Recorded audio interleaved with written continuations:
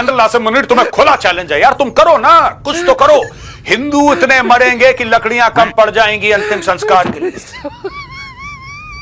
बाबरी मस्जिद की पहली ईंट एक आम सिपाही रखेगा और पहला आजान देगा आसिम मुनीर सिपा सालार।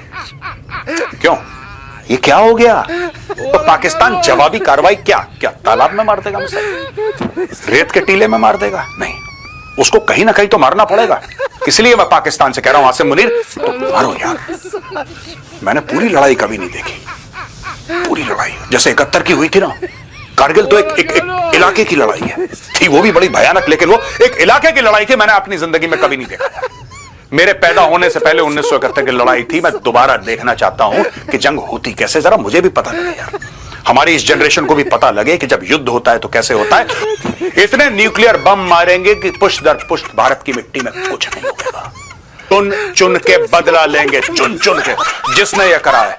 और यही प्रधानमंत्री मोदी का वादा भी था, तुम कहीं भी छुपो बेटा, तुम कहीं भी छुपो, कोई बिल में छुपो। और मुझे तो ऐसा लगता है कि अगर ये विदेश भी चला गया, उसको वहां से भी ढूंढ निकालेंगे। कहां भागेगा?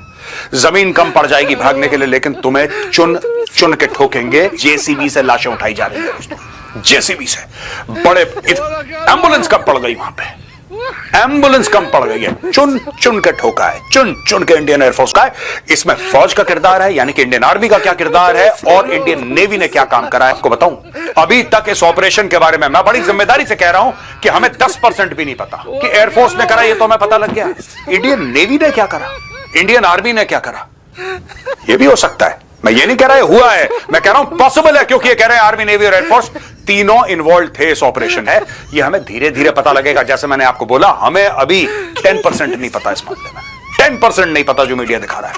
अब तो परतें खुलेंगी, जैसे प्याज की परतें होती हैं, धीरे धीरे खुलेंगी। और अगर पाकिस्तान ये कहता है कि एक्ट ऑफ वॉर है, तो मैं कहता हूं एक्ट ऑफ वॉर है। ये मैं भगवान से प्रार्थना करता हूं, एक मिसाइल मारो, पाओ पाओ किलो के बम मारो। पाकिस्तान अटैक करेगा, कीमा बनाने का।